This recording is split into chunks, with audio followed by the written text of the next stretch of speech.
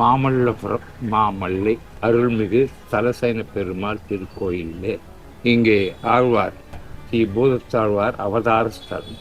இந்த அற்புதமான அவதார ஸ்தலத்திலிருந்து வைணவ கலைஞர் தொடக்கமாகிறது. இந்த அவதார ஸ்தலம் ஒரு பெரிய தோட்டமாகவும் பழங்கால கற்கள் நிறைந்த மண்டபமாகவும் காட்சியளிக்கும். இப்படி ஒரு அவதார ஸ்தலத்தை, இப்படி ஒரு ஆழ்வாரை நாம் சேவிக்க வேண்டியது நம் வாழ்வில் ஒரு நாளேனும் நம் வாழ்க்கையில் சேவிக்க வேண்டும். இங்கே 28 விருட்சங்கள் உள்ளன. வனம், ஒரு சிறிய வனம், நந்தவனம்.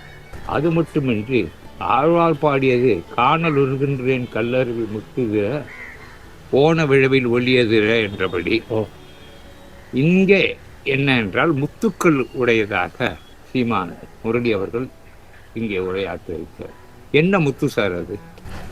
திருக்கோயிலை பிள்ளான் இந்த 2ஆம் திருவந்தாதிக்கு ஒரு தனியன் அருளி செய்திருக்கிறார். என் பிறவி தீர இறைஞ்சினேன் இன்னமுதா அன்பே தகலி அளித்தானை நண்புகள் சேர் சீதத்தார் முத்துக்கள் சேரும் கடல் மல்லை பூதத்தார் பொன்னங்கடல். பொதுவாக நம்ம என்ன சொல்கிறோம், தொண்டை நாடு சான்றோர் உடைத்து, பாண்டிய நாடு முத்துடைத்து.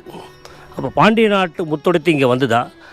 இது பல்லவர்களுடைய துறைமுகமாக விளங்கிய இடம். கலங்கள் இயங்கும் மல்லை கடல் மல்லை.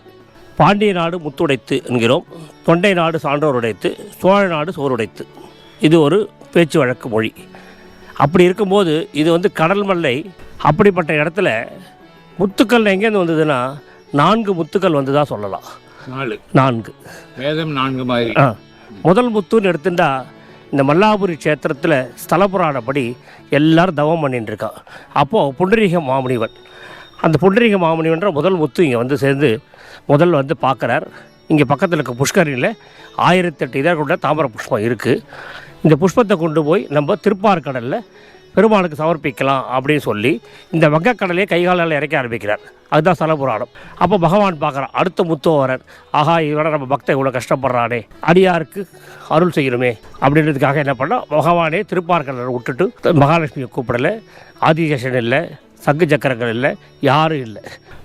இல்லை நான் என்னோடய வைராக்கிய பக்தி இல்லை, எப்படி பெருமாளை போய் சேவிச்சுடுவேன், இந்த புஷ்பத்தை கொண்டு போய் சமர்ப்பிக்கணும் அப்படின்னு சொன்னால், சரி இந்த காரியத்தை நான் பண்ணுறேன், எனக்கு பசிக்கிறது, எனக்கு உணவு எடுத்துகிட்டு வா அப்படின்னு சொல்லி அனுப்புகிறேன். சரின்னு புண்டரீக மாமணி ஊருக்குள்ளே வரார்.